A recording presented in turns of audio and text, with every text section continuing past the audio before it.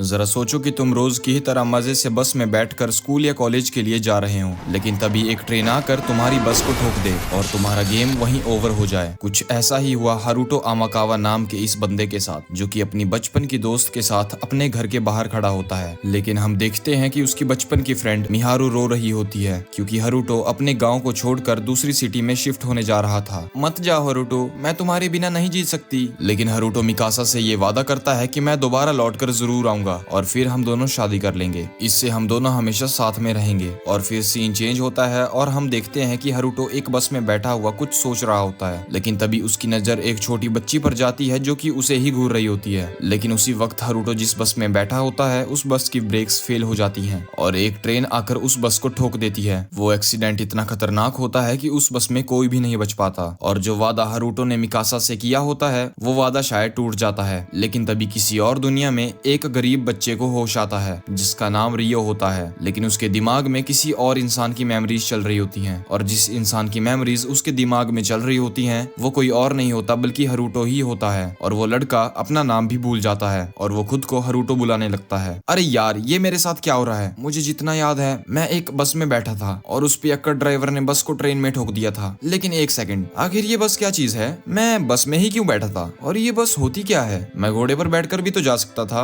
और इसके बाद हारुतो को उसकी चाइल्डहुड फ्रेंड मिकासा की भी और ज्यादा मेमोरीज आने लगती हैं और उसे ये लगने लगता है कि बुखार की वजह से वो पागल हो गया है। लेकिन तभी उस झोपड़पट्टी में दो लोग एक बोरी को लेकर आते हैं और वो लोग वहां बैठकर खाना खाने लगते हैं। और अब रियो को भी काफी ज्यादा भूख लगी थी, लेकिन उस बच्चे को खाना देने की बजाय उनमें से एक बंदा रियो से कहता है, ओ रियो, तुझसे काफी बदबू आ रही है, इससे मेरे खाने का टेस्ट बिगड़ रहा है, यहाँ से बाहर निकल। और अब रियो चुपचाप वहां से बाहर निकल जाता है और वहां पर एक पेड़ पर काफी ज्यादा फल लगे होते हैं और रियो उन पेड़ों पर लगे फलों को ही खाने लगता है क्योंकि उसे काफी ज्यादा भूख लगी थी। और इसके बाद रियो को फिर से हारुतो के फ्लैशबैक्स आने लगते हैं और उसे पता लगता है कि हारुतो 20 साल का लड़का था जिसका यूनिवर्सिटी से आते वक्त एक्सीडेंट हो गया था। और रियो फिर से कंफ्यूज होने लगता है कि आखिर ये है कौन, ये बार बार मेरे दिमाग में कैसे आ जाता है। तभी वो खुद को याद दिलाता है, नहीं नहीं, मैं अभी पता नहीं क्या ही सोच रहा हूँ। मेरा नाम रियो है, एक ऐसा लड़का जो स्लम्स में रहता है और सिर्फ मेरा एक ही मिशन है, मुझे अपनी माँ की मौत का बदला लेना है। लेकिन तभी वहाँ पर कुछ छोटी लड़कियां आती हैं और वो रियो को देखकर आपस में कहने लगती हैं, इससे कितनी गंदी बदबू आ रही है यार। और सबसे बड़ी वाली लड़की उससे रूडली पूछती है कि क्या उसने एक पर्पल कलर के बालों वाली लड़की को देखा है, पर वो इतने बुरी तरीके से बात करती है तो रियो उसे कोई जवाब नहीं देता। एई, तुम चुप रहो वेनेसा। और वेनेसा की बदतमीजी के लिए सीलिया उससे माफी मांगती है और वो उसे दोबारा से पूछती है, पर रियो उनसे कहता है कि ना मैंने उस लड़की को देखा है, ना मैं उसके बारे में कुछ जानता हूँ। इसके बाद सीलिया उससे पूछती है कि क्या तुम हमें स्लम्स की तरफ जाने का रास्ता बता सकते हो, पर रियो उनसे वहां जाने से मना करता है क्योंकि उनके इतने अच्छे कपड़े देखकर लुटेरे वहां उन्हें लूटने की कोशिश कर सकते हैं। तो रियो उनसे कहता है कि उन स्लम्स में जाने से पहले तुम लोगों को कपड़े बदल लेने चाहिए। लेकिन कार्सल में वापस जाने से पहले सीलिया आखिरी बार अपने मैजिक डिटेक्शन स्पेल का यूज करती है ताकि वो उस लड़की को ढूंढ पाए। पर जब सीलिया उस स्पेल का यूज करती है तो उसके आसपास कुछ भी नहीं मिलता। पर तभी वो ये देखकर हैरान हो जाती है कि रियो के पास भी मैजिक पावर्स हैं और रियो के शरीर में ब्लू कलर की फ्लेम जल रही होती है। सबको ये बात काफी अजीब लगती है, लेकिन वो सब ये इग्नोर करके वहां से चले जाते हैं। और जाने से पहले सीलिया रियो को कुछ सिल्वर कॉइन्स देती है और रियो इतने सारे सिल्वर कॉइन्स को देखकर जल्दी से उन कॉइन्स को छुपाने के लिए अपने घर चला जाता है। लेकिन जैसे ही रियो अपने घर का दरवाजा खोलता है एक आदमी उस पर हमला कर देता है, लेकिन उसके सिल्वर कॉइन्स उसकी जान बचा लेते हैं। उसके बाद वो देखता है कि उसने उन सभी लोगों को मार दिया है और तभी वो आदमी रियो को चाकू मारने के लिए आ रहा होता है। पर तभी वक्त रुक जाता है और रियो के सामने एक लेडी की स्पिरिट आती है जो कि उसे हारुतो कहकर बुला रही थी और वो लड़की की स्पिरिट रियो को मैजिक यूज करना सिखा देती है। और इसके बाद हारुतो रियो की बॉडी कंट्रोल करने लगता है और अब हारुतो को जो कुछ उसके ग्रैंडफादर ने सिखाया था वो उन टेक्निक्स का यूज करके उस किलर पर हमला कर देता है। पर वो किलर असासिन भी मैजिक यूज कर सकता था और वो रियो को मारने की कोशिश करता है, पर रियो उसके हमले को डॉज करके उसके मुंह पर एक लात मारता है जिससे उसके हाथ से नाइफ गिर जाता है। इससे उस असासिन को गुस्सा आ जाता है, साले सुअर की औलाद, रुक मैं तुझे अभी बताता हूँ। लेकिन जब वो असासिन फिर से उस पर हमला करने जाता है रियो उसे नीचे पटक कर पेल देता है। ये सब क्या हो रहा है? मेरे अंदर इतनी ज्यादा ताकत कहाँ से आई? तभी रियो देखता है कि जो बोरी वो सभी लेकर आए थे उसमें अब हलचल हो रही है। जब रियो बोरी को खोलता है तो वो देखता है कि जिस पर्पल कलर के बालों वाली लड़की को प्रिंसेस ढूंढ रही थी वो यही है और इसका नाम प्रिंसेस फ्लोरा है। फ्लोरा रोते हुए रियो से कहती है कि वो उसे कार्सल ले चले, लेकिन तभी वो लड़की अपने पास में एक आदमी को मरा हुआ देखती है और इतना ज्यादा खून खराबा देखकर वो लड़की फिर से वहीं बेहोश हो जाती है। अब रियो प्रिंसेस फ्लोरा को अपने कंधे पर उठाकर उसे कार्सल की तरफ ले जाने लगता है, पर तभी वो सारी लड़कियां वहां आ जाती हैं। लेकिन हद तो तब हो जाती है जब क्रिस्टियाना नाम की एक लड़की उसके पास आती है और उसे चांटा मार देती है, क्योंकि उसे लगता है कि रियो ने ही प्रिंसेस को किडनैप किया था और ऊपर से उसने उनसे झूठ भी बोला। मैं तो हमारी प्रिंसेस को उन लोगों से बचाकर वापस कार्सल में ही लेकर आ रहा था। वो उन्हें सारी बातें समझाने की कोशिश करता है, लेकिन उनमें से कोई भी कुछ भी नहीं सुनना चाहती थी। वेनेसा तो उसकी गर्दन पर तलवार रख देती है। मैं तुम जैसे घटिया शक्ल के लड़कों को अच्छे से जानती हूँ, तुम भी उन्हीं लोगों के लिए काम करते हो ना। और रियो को सजा सुनाने के लिए वो सभी उसे कार्सल में ले जाते हैं। बेचारा रियो पूरे रास्ते यही सोचता हुआ जा रहा था कि मैंने अपनी जिंदगी में बहुत बेवकूफ लड़कियां देखी हैं, लेकिन कोई लड़की इतनी बेवकूफ भी हो सकती है, ये मुझे आज पता चल रहा है। इसके बाद कार्सल में हम चार्ल्स को देखते हैं, जो कि रियो को बहुत बुरी तरह से टॉर्चर कर रहा था। वो लोग जानबूझकर उस पर प्रेशर डाल रहे थे ताकि वो गुनाह को कबूल कर ले, जो कि उसने किया भी नहीं था, और उन्हें ज्यादा मेहनत भी ना करनी पड़े। चार्ल्स को गरीब बच्चों से बिल्कुल नफरत होती है और इसीलिए वो अपने मजे के लिए रियो को एक वुडन स्टिक से बहुत बुरी तरह से पीट रहा होता है। लेकिन तभी प्रिंसेस फ्लोरा भी उठ जाती हैं और मेड्स और सीलिया उसे इन्फॉर्म करती है कि जिस लड़के ने उसे किडनैप किया था उसे पकड़ लिया गया है और उसे उसके गुनाह के लिए बांधकर पीटा जा रहा है। पर प्रिंसेस फ्लोरा उन लोगों को बताती है कि रियो ने उसे किडनैप नहीं किया था, बल्कि रियो ने तो उन गुंडों से उसकी जान बचाई है। तभी वहां वेनेसा और सीलिया भी पहुंच जाती हैं। उन्हें देखते ही चार्ल्स कहता है, इसने गुनाह कबूल कर लिया है, इसी ने ही प्रिंसेस को किडनैप किया था। फ्लोरा को होश आ चुका है और उन्होंने बताया है कि रियो ने ही उन्हें बचाया था। चार्ल्स ये सुनकर घबरा जाता है और वो वहां से दुम दबाकर निकल जाता है। सीलिया उसे हील करने की कोशिश करती है, पर रियो उसे गुस्से में धक्का दे देता है क्योंकि उसकी फीलिंग्स हर्ट हुई थी, और जिसके बाद वो बेहोश हो जाता है। कुछ देर के बाद जब उसे होश आता है, उसके सामने सीलिया थी, और जब उसे याद आता है कि वो सीलिया ही थी जिसने उससे अच्छे से बात की थी, तो उसका गुस्सा भी ऑटोमेटिकली शांत हो जाता है। सीलिया उससे माफी मांगती है और उसे बताती है कि उससे किंग मिलना चाहते हैं, पर रियो कहता है कि मुझे अच्छे से बात करना भी नहीं आती, मैं गुस्से में इधर उधर निकल जाया करता हूँ, तो मुझे कुछ मैनर्स सिखा दोगी। इसके बाद सीलिया उसे सबके साथ कैसे अच्छे से बात करनी है ये सब कुछ सिखा देती है। अगले दिन रियो किंग से मिलने जाता है और जैसे ही दरवाजा खुलता है तो वो फटीचर तो बिल्कुल भी नहीं लग रहा होता है। वो बड़ी तहजीब के साथ अंदर आता है और वो किंग को ग्रीट करता है, और वो किंग उससे इतना ज्यादा खुश होता है कि अपनी बेटी की जान बचाने के लिए वो किंग उसे रॉयल एकेडमी में एडमिशन दिलवा देता है। जहाँ अब सीलिया और रियो बात कर रहे थे, वहीं सीलिया को पता चलता है कि रियो को पढ़ाई लिखाई करनी नहीं आती, तो वो उससे कहती है कि क्लास खत्म होने के बाद वो उसके पास आ सकता है, वो उसे बहुत अच्छे से पढ़ा देगी। क्लासरूम में जाने से पहले सीलिया उससे बताती है कि एकेडमी में सिर्फ रॉयल फैमिलीज और नोबल्स के ही बच्चे पढ़ते हैं, यानी कि यहाँ के बच्चे काफी ज्यादा बदतमीज हैं और उसे यहाँ पर बुली किया जा सकता है। पर रियो कहता है, मुझे फर्क नहीं पड़ता, मुझे अपनी जगह पता है। इसके बाद क्लासरूम में सीलिया सबको बताती है कि ये एक नया ट्रांसफर स्टूडेंट है जो कि उन्हें आज से ज्वाइन करने वाला है। इसके बाद वो रियो को अपना इंट्रोडक्शन देने को कहती है, लेकिन उसका इंट्रो सुनने के बाद सभी स्टूडेंट्स उसका मजाक उड़ाने लगते हैं। इसके बाद सीलिया उससे उसकी सीट पर बैठने को कहती है और सीलिया सभी बच्चों को पढ़ाना शुरू कर देती है। पर जब उन सभी को ये पता चलता है कि रियो को पढ़ना लिखना नहीं आता, वो लोग उसका और ज्यादा मजाक उड़ाने लगते हैं। और अब क्लास खत्म होने के बाद रियो सीलिया के पास पढ़ाई करने के लिए आता है, और वो अंदर जाने पर देखता है कि उसके रूम में किताबें इधर उधर पड़ी हैं, और भले ही वो सिर्फ 12 साल की है, पर उसकी इंटेलिजेंस के बारे में पूरी किंगडम को पता है। रियो उससे पूछता है, तुम इतनी कम उम्र में प्रोफेसर कैसे बन गई? सीलिया कहती है, मैंने प्राइमरी स्कूल स्किप कर दिया था और सीधा हाई स्कूल में पहुंच गई, और ग्रेजुएशन के बाद सीधा प्रोफेसर बन गई। हाँ हाँ समझ गया, तुम बचपन से ही काफी पढ़ाकू थी। इसके बाद रियो उसे कुछ मैथ्स की प्रॉब्लम सॉल्व करके दिखाता है, जिसे देखकर सीलिया हैरान हो जाती है, क्योंकि उसे लगता था कि रियो को तो पढ़ना लिखना ही नहीं आता, लेकिन रियो ने हरूटो की मेमोरीज का यूज करके ये मैथ्स की प्रॉब्लम सॉल्व करी थी। और सीलिया देखती है कि उसके सारे आंसर सही हैं, और वो उससे पूछती है, ये सब तुम्हें किसने सिखाया? रियो कहता है, मुझे थोड़ा बहुत मेरी मॉम ने सिखाया था। सीलिया कहती है, अच्छा, यानी तुम्हारी मॉम तो इन सब चीजों में बहुत अच्छी होंगी ना? और इस बात पर रियो के उदास चेहरे को देखकर सीलिया समझ जाती है कि उसे टॉपिक अब चेंज कर देना चाहिए, वरना ये यहीं रो देगा। और अब टॉपिक को चेंज करते हुए सीलिया उससे पूछती है, कहीं आज किसी ने तुम्हें बुली तो नहीं किया? रियो उस चंपू के बारे में सोचता है जिसने उसे बुली किया था, पर वो सीलिया से कहता है, नहीं, मुझे किसी ने परेशान नहीं किया। इसके बाद सीलिया उससे पूछती है, क्या तुम्हें किसी चीज में मेरी मदद चाहिए? रियो कहता है कि उसके पास बुक्स नहीं है, तो सीलिया कहती है कि वो उसके लिए लाइब्रेरी से बुक्स ला देगी। अगले दिन हम सभी स्टूडेंट्स को देखते हैं जिनकी स्वॉर्ड क्लास में ट्रेनिंग चल रही थी, और क्योंकि एक स्लम में रहने वाले के साथ कोई भी ट्रेनिंग नहीं करना चाहता था, इसीलिए रियो अकेला ही प्रैक्टिस कर रहा था। ये देखकर उनका टीचर वहां पहुंच जाता है और वो उससे कहता है, तुम्हारी ट्रेनिंग शुरू करें? ये देखकर सभी स्टूडेंट्स हैरान हो जाते हैं। इसके बाद रियो हरूटो की मेमोरीज का यूज करता है और उस टीचर के ऊपर अटैक कर देता है। उसकी फाइटिंग स्टाइल को देखकर वो टीचर भी इंप्रेस हो जाते हैं और वो रियो से कहते हैं, क्या तुम रॉयल नाइट बनना चाहोगे? रियो कहता है, सॉरी बट मैंने इस चीज के बारे में कभी नहीं सोचा। इसके बाद कुछ महीने बीत जाते हैं और रियो अपने आने वाले एग्जाम्स की तैयारी कर रहा होता है और अब एग्जाम्स शुरू हो जाते हैं और जो मदरबोर्ड बच्चे उसे परेशान कर रहे थे वही बच्चे सवालों पर अटके होते हैं, जबकि रियो फटाफट आंसर्स लिखने में लगा था। एग्जाम खत्म होने के बाद जब वो बाहर आता है तो वो देखता है कि सबका कोई ना कोई दोस्त या फिर सबकी एक ना एक बंदी तो है ही और वो खुद को काफी अकेला महसूस कर रहा था। तभी उसे हरुटो की बचपन की क्रश की याद आती है कि कैसे जब वो दोबारा मिले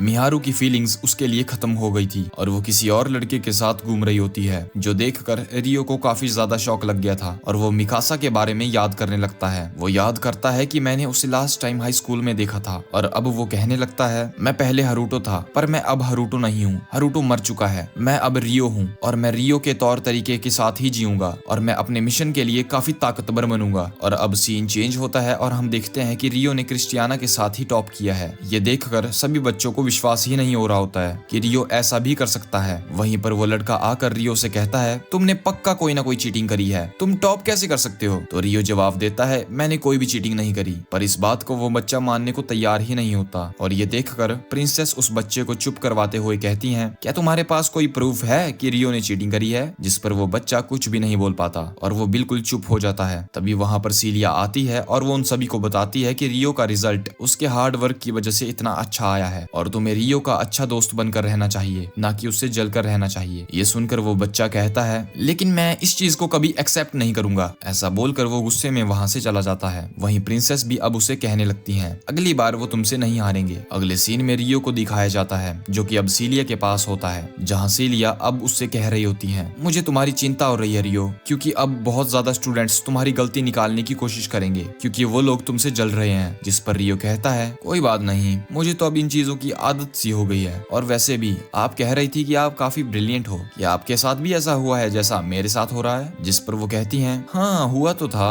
पर मैंने उन सभी लोगों को इग्नोर किया था क्योंकि मेरे पास दोस्तों का सपोर्ट था। ये सुनकर रियो कहता है, तो फिर मुझे चिंता करने की कोई जरूरत नहीं है क्योंकि मेरे पास आप जो हो। ये सुनकर सीलिया थोड़ी सी शर्मा जाती है, क्या तुम मेरा मजाक उड़ा रहे हो? क्या तुम मुझे दोस्त की तरह मानते हो? जिस पर रियो कहता है, हाँ क्या तुम ये नहीं चाहते हो? जिस पर वो भी अब थोड़ी सी शर्माने लगती है और अब वो कहती है, ठीक है मुझे कोई दिक्कत नहीं है। ये सुनकर रियो उससे कहता है, अगर मैं कभी किसी मुसीबत में आया तो प्लीज तुम मुझे एक दोस्त होने के तौर पर एडवाइस जरूर देना। और वो लोग साथ में बहुत सारी बातें करते हैं और अब वो लोग अपनी हाइट को भी कंपेयर करते हैं जिसमें कि रियो की हाइट काफी छोटी होती है। नेक्स्ट सीन में हम देखते हैं कि कुछ समय बीत जाता है जहां टीचर सभी को बताते हैं कि नाइट्स के बीच में एक एग्जीबिशन टूर्नामेंट इसी साल होने वाला है और प्राइमरी स्कूल डिवीजन के रिप्रेजेंटेटिव्स इसी क्लास से सिलेक्ट होंगे। टीचर अब रोडन और स्टीवर्ट को सामने बुलाते हैं और फिर रियो को भी। ये देखकर रोडन फिर से गुस्सा हो जाता है, रियो को ही क्यों चुना जा रहा है? मैं ये एक्सेप्ट नहीं कर सकता और तो और ये तो मैजिक भी नहीं यूज कर सकता। ये सुनकर वो टीचर कहते हैं, चुप हो जाओ, ये ऑलरेडी डिसाइड हो चुका है कि कौन सेलेक्ट होगा, तो कोई भी ऑब्जेक्शन करने का कोई फायदा नहीं है। और अब सीलिया रियो से कह रही होती है, मैंने सुना है कि तुम टूर्नामेंट के अंदर पार्टिसिपेट कर रहे हो, अगर तुमने टूर्नामेंट्स में काफी अच्छा किया तो नाइट्स तुम्हें स्काउट कर लेंगे ग्रेजुएट होने से पहले ही। रियो एक रॉयल नाइट बनने का चांस इजीली ले सकता था पर उसका कोई इरादा नहीं था, वो तो बस अपनी एक जर्नी पर निकलना चाहता था। ये सुनकर सीलिया थोड़ी सी सैड हो जाती है क्योंकि उसे रियो को छोड़ना पड़ेगा और वो रियो से दूर नहीं होना चाहती थी और इसीलिए वो अलग अलग तरीके के बहाने बनाने लगती है ताकि वो रियो को अपने साथ हमेशा के लिए रख सके। और वो शायद उसके लिए कुछ कुछ फील करने लगी थी, लेकिन उसका कोई भी पैंतरा रियो की तरफ से उसके लिए काम नहीं आता। और अब सैड होकर वो उससे पूछती है कि तुम अपनी जर्नी पर कहाँ जाने वाले हो रियो? रियो कहता है कि मैं अकामो जाने वाला हूँ क्योंकि एक बार मेरी मॉम ने मुझसे वादा किया था कि मैं तुम्हें अकामो जरूर लेकर जाऊंगी। खैर फिर नाइट टूर्नामेंट का दिन आ जाता है जिसमें रेफरी एल्फ्रेड होता है। पहली फाइट रियो की होती है और उसका अपोनेंट कोई और नहीं चार्ल्स होता है। चार्ल्स की हरामीपंती देखकर भी रियो खुद को कंट्रोल रखता है पर जैसे ही फाइट स्टार्ट होती है रियो इजीली उस पर भारी पड़ता है। चार्ल्स चाहे अपनी शील्ड का यूज करे या कुछ भी, रियो उसे इजीली हरा देता है और चार्ल्स अपनी हार पर बिलीव ही नहीं कर पा रहा था और वो रेफरी से एक और राउंड का चांस मांगता है पर एल्फ्रेड उसकी चाइल्डिश हरकतें देखकर उसको डांट देता है और अब चार्ल्स हार मानकर चला जाता है और सभी लोग रियो की जीत पर तालियां बजाने लगते हैं। अब रात को चार्ल्स एक आदमी के साथ बैठा होता है और पीते हुए अपनी हार की कहानी सुना रहा होता है। तभी पता चलता है कि रियो वही लड़का है जो कि 5 साल पहले फ्लोरा की किडनैपिंग वाले केस में फंस गया था। ये सुनकर एक और पुराना बंदा शॉक हो जाता है। दूसरी तरफ सीलिया रियो का वेट कर रही होती है। जब वो यूनिवर्सिटी पहुंचता पहुंचता है तो सीधा अंदर जाने की जगह वो साइड में खड़ा हो जाता है, जहाँ एक लड़की उसे लव लेटर दे रही होती है। ये देखकर सीलिया सैड हो जाती है। औरत का चक्कर बाबू भैया, औरत का चक्कर। सीलिया ये सोच रही होती है कि कुछ दिनों में ग्रेजुएशन एग्जाम्स होने वाले हैं और उसके बाद शायद वो रियो से कभी मिल भी पाए या नहीं। इसके बाद वो क्लासरूम में जाती है जहाँ वो सभी स्टूडेंट्स का मैजिक टेस्ट लेने वाली है, ताकि वो ये पता कर सके कि उन लोगों का मैजिक लेवल क्या है। तभी अल्फोंसे अपना हाथ खड़ा करता है और वो कहता है कि यहाँ कुछ झोपड़पट्टी के कुत्ते भी हैं जिन्हें जरा भी मैजिक यूज करना नहीं आता। ये सुनकर सभी लोग समझ जाते हैं कि वो रियो की ही बात कर रहा है। ये सुनकर वो सबसे पहले उन दोनों को ही सबसे पहले अपना मैजिक टेस्ट देने को कहती है। इसके बाद वो सारे खिड़की दरवाजे बंद करवा देती है और वो सबको दिखाती है कि वो अपना मैजिक कंट्रोल कैसे कर लेती है और कैसे वो लोग भी अपने मैजिक को कंट्रोल कर सकते हैं। उसके मैजिक कंट्रोल को देखकर सभी स्टूडेंट्स इंप्रेस हो जाते हैं। वहीं दूसरी तरफ भले ही ये सच है कि रियो मैजिक फॉर्मूला को यूज नहीं कर सकता, क्लास खत्म होने के बाद स्टूवर्ट सीलिया की तारीफ करने पहुंच जाता है, पर पीछे से रियो को जाता हुआ देखकर वो उस पर भड़क जाता है और वो उससे कहता है कि वो स्कूल की लड़कियों पर डोरे डालना बंद करे। वो उसे डराने की कोशिश करता है, पर सीलिया उसी के ही ऊपर चिल्लाने लगती है और वो कहती है कि रियो ऐसा बिल्कुल भी नहीं है, तो बेहतर यही होगा कि तुम यहाँ से चले जाओ। इसके बाद उन स्टूडेंट्स की क्लास का आउटडोर में प्रैक्टिकल चल रहा था। इसमें उन सभी स्टूडेंट्स को जंगल को पार करके गोल तक पहुंचना होगा। अल्फोंसे कहता है, मेरे पापा की वजह से मुझे जंगल का शॉर्टकट मैप मिल गया है, इसीलिए लीडर तो मैं ही बनूंगा। ये सुनते ही एक लड़की कहती है कि वो शॉर्टकट से नहीं जाने वाले हैं और क्या पता शॉर्टकट लेने की वजह से टीचर उन्हें सजा भी दे, और वो नहीं जानते कि शॉर्टकट सेफ भी होगा या फिर नहीं। लेकिन कोई भी उस लड़की की बातों पर ध्यान नहीं देता। वो बस शॉर्टकट के जरिए इस मिशन को जल्दी से जल्दी पार करना चाहते थे। जिसके बाद वो सभी लोग जाने की तैयारी करते हैं और स्टूवर्ट रियो के पास आकर कहता है, तुम तो मैजिक भी यूज नहीं कर सकते ना, तो क्यों ना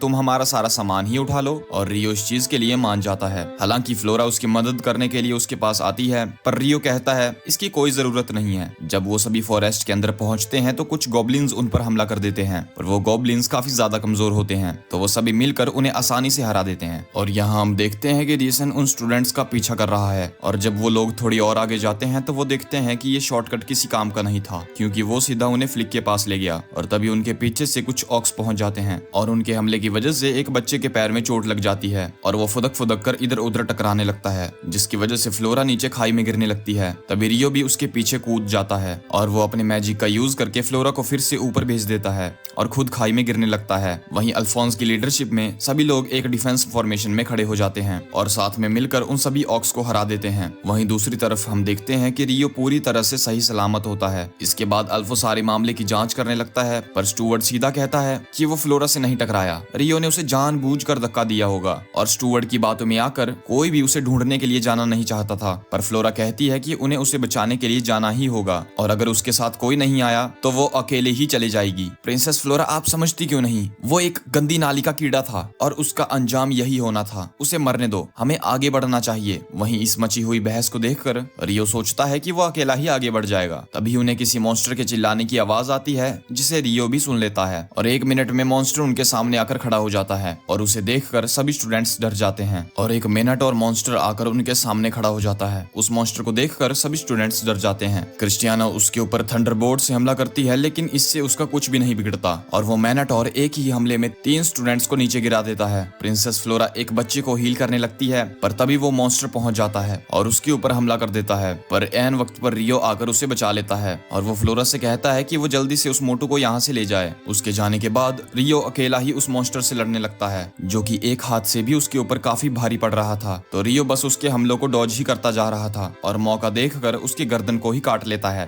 तभी वहाँ फ्लोरा को ढूंढते हुए कुछ स्टूडेंट्स पहुंच जाते हैं और इस मौके का फायदा उठाकर रियो वहाँ से निकल जाता है। वहीं रीस जो इन सभी चीजों को देख रहा होता है, वो सोच रहा होता है, इस लड़के में कुछ तो खास बात है। इसके बाद हम अकेडमी में सीलिया को देखते हैं, जो कि प्रिंसिपल से कुछ बात करने जा रही थी। अभी वो अंदर से सुनती है कि रियो मिसिंग है। वो बंदा तो इतना तक कह रहा था कि रियो यहाँ पर फ्लोरा को ही मारने आया था, और जब सबको इसके बारे में पता चला तो वो यहाँ से भाग गया। वहीं प्रिंसिपल भी उसकी बातों को सुनकर ये समझ जाता है कि वो उसको फंसाने की कोशिश कर रहा है, लेकिन इस सिचुएशन में प्रिंसिपल भी कुछ नहीं कर सकता था, तो वो सारा इल्जाम रियो पर लगाने के लिए मान जाता है और ये सारी चीजें सीलिया बाहर से सुन लेती है। इसके बाद जब रियो सीलिया से मिलने आता है तो वो खुशी के मारे उसे गले से लगा लेती है। इसके बाद सीलिया सारी चीजें रियो को बता देती है। सीलिया की ये सारी बातें सुनकर रियो कहता है कि अगर उसने ये प्रूफ भी कर दिया कि वो इनोसेंट है, तब भी किसी को कोई भी फर्क नहीं पड़ेगा, क्योंकि वो एक कॉमनर है। इसीलिए वो अकेडमी को छोड़कर चला जाएगा, पर जाने से पहले वो सीलिया से ये वादा करता है कि वो उससे दोबारा जरूर मिलेगा। तुम मुझे लेटर भी लिख सकती हो, और हाँ, उस लेटर में मेरा नाम हरूटो लिखना। इसके बाद रियो वहाँ से चला जाता है और उसके जाने के बाद सिलिया रोने लगती है। वहीं वो जनरल किसी डैमी ह्यूमन को रियो का कोड देता है। सूंघ लो इसे, तुम्हें इसकी जान लेनी है, तुमसे हो तो जाएगा ना। वो लड़की हाँ कहती है और उसका नाम लातफा है। 3 दिन का सफर करने के बाद रियो टाउन में पहुंच जाता है और वो देखता है कि यहाँ अभी भी उसके वांटेड पोस्टर नहीं पहुंचे हैं। तभी रियो सेंस करता है कि उसके पीछे कोई है, पर जब वो पीछे मुड़ता है तो उसे कोई भी नहीं दिखाई देता। जिसके बाद वो आगे बढ़ जाता है। तभी वो एक दुकान में देखता है कि वहाँ पास्ता बेचा जा रहा है और रियो इस दुनिया में पास्ता देखकर हैरान हो जाता है। तो वो शॉपकीपर उसे बताता है कि इस टाउन को गवर्न करने वाली औरत लेस्लॉट ने इन नूडल्स को बनाया था और ये डिश उसी की चीज को यूज करती है। और खाते वक्त रियो ये सोचने लगता है कि कहीं लीजर लॉर्ड भी उसी दुनिया से तो नहीं आई जहाँ से हरूटो आया है। और अपना पेट भरने के बाद वो रियो वहाँ से चला जाता है और जैसा कि शॉपकीपर ने उसे बताया था, वो स्प्राइट को खरीदने के लिए रिका मर्चेंट गिल्ड में जाता है। रियो जब गिल्ड के अंदर जाता है तो उसे एक रिसेप्शनिस्ट मिलती है जिसका नाम लॉटी है। इसके बाद लॉटी उसकी खाने पीने के सामान खरीदने में हेल्प करती है। इसके बाद वो सिलिया के लिए आखिरी लेटर लिखता है और वो उसे सारी चीजें बताते हुए कहता है कि इस रीजन से बाहर जाने के बाद वो उसे लेटर नहीं लिख पाएगा और वो अपने सारे सामान के साथ वहां से निकल जाता है। आगे जब रियो जंगल से गुजर रहा होता है तो उसे एक इंसान जमीन पर पड़ा हुआ दिखता है। जब रियो उसकी हेल्प करने के लिए जाता है तो वो लड़की उसके ऊपर पॉइजन नीडल से हमला कर देती है, जो कि असल में लातिफा होती है जिसे कि रियो को मारने के लिए भेजा गया था। आगे रियो उस पॉइजन को न्यूट्रलाइज कर देता है, जो देखकर लातिफा हैरान हो जाती है और एक दूसरे की स्पीड को देखकर वो दोनों हैरान हो जाते हैं। पर इसके बाद लातिफा फिजिकल एनहांसमेंट स्पेल को यूज करती है तो रियो को भी अपनी पावर्स को बढ़ाकर उससे लड़ना पड़ता है। लेकिन फाइट के दौरान रियो अपनी तलवार को रख देता है और उससे अपने हाथों से ही लड़ने लगता है। रियो उसके हाथों को पकड़कर उसे जमीन पर गिरा देता है और रियो को देखकर लातिफा डर जाती है और वो रोते रोते कहने लगती है कि मुझे मत मारो मॉम, प्लीज मुझे बचा लो। उसकी ये सब बातें सुनकर रियो उसे शांत होने के लिए कहता है, पर वो आउट ऑफ कंट्रोल हो गई थी और इसीलिए रियो अपने मैजिक का यूज करके उसे बेहोश कर देता है। जिसके बाद वो उसके हाथों पैरों को बांध देता है, जिस दौरान वो देखता है कि उसकी गर्दन पर एक सबमिशन कॉलर है, यानी कि वो किसी की स्लेव है। जिसके बाद रियो को एक स्पेल याद आता है जिसका यूज करके वो उसके कॉलर को उसकी गर्दन से हटा देता है। इसके बाद हम फ्लैशबैक में देखते हैं कि जो छोटी बच्ची हरूटो को बस में देख रही थी वो भी उस एक्सीडेंट की वजह से इस दुनिया में पहुंच गई है और यहाँ आने पर उसने देखा कि उसकी गर्दन पर एक कॉलर है और उसका ओनर कोई और नहीं बल्कि स्टूवर्ड है। जब लातिफा उसे बताती है कि मेरा नाम लातिफा नहीं है, मैं एंडो हूँ, लेकिन ये सुन के वो उसे टॉर्चर करने लगता है। जब लातिफा को होश आता है तो वो फिर से घबराने लगती है, पर जब वो देखती है कि उसकी गर्दन से कॉलर हट चुका है वो खुशी के मारे रोने लगती है। रियो जब लातिफा से सवाल पूछता है तो उसे पता लगता है कि वो स्टूवर्ड की स्लेव थी और शायद उसके अलावा कोई भी उसके पीछे नहीं आया है। और अब क्योंकि उसकी गर्दन से कॉलर हट चुका था, लातिफा कहती है कि वो उसे नहीं मारेगी तो रियो उसे फ्री कर देता है और रियो वहां से जाने लगता है। लेकिन भले ही अब वो फ्री हो चुकी थी, लेकिन इस रीजन में उस जैसे लोगों को पकड़ लिया जाता है और स्लेव्स की तरह रखा जाता है। तो रियो उसे गाइड करता है कि वो ईस्ट की डायरेक्शन में जाए, जिस डायरेक्शन में बहुत बड़ा एरिया है जहाँ उसके जैसे लोग रहते हैं, और रियो भी उसी डायरेक्शन में जा रहा था। रियो अकेला ही आगे बढ़ने लगता है पर लातिफा उसका पीछा करने लगती है। रियो उससे कहता है कि तुम्हें गलत फहमी हो रही है, मैंने तुम्हें इसीलिए नहीं बचाया कि मैं अच्छा इंसान हूँ, तुम जिंदा इसीलिए हो क्योंकि तुम्हें मारने की वजह से मेरी मुसीबत और ज्यादा बढ़ सकती है। और वैसे भी वो उसे एक बार मारने की कोशिश कर चुकी है तो वो उस पर दोबारा भरोसा नहीं कर सकता। पर लातिफा को समझ नहीं आता कि वो क्या करे, और क्योंकि बाकी ह्यूमंस जैसे वो उससे बुराई सेंस नहीं कर सकती थी और अब लातिफा उससे कहती है कि वो उसके गले पे ये कॉलर दोबारा लगा दे। लेकिन अब रियो हैरानी से पूछता है, तुम तो इस चीज से नफरत करती हो ना, तो फिर भला तुम इस कॉलर को दोबारा क्यों लगाना चाहती हो? पर लातिफा कहती है कि वो फिर से अकेला नहीं रहना चाहती और वो उसके साथ जाना चाहती है। ये सुनकर रियो मान जाता है, तुम मेरे साथ आ सकती हो, और हाँ, उस कॉलर को पहनने की भी कोई जरूरत नहीं है। वैसे तुम्हारा नाम क्या है? और इसके बाद वो अपना नाम उसे बताती है और दोनों वहाँ से आगे बढ़ जाते हैं। काफी दूर जाने के बाद रियो को भूख लगने लगती है और वहाँ रुक कर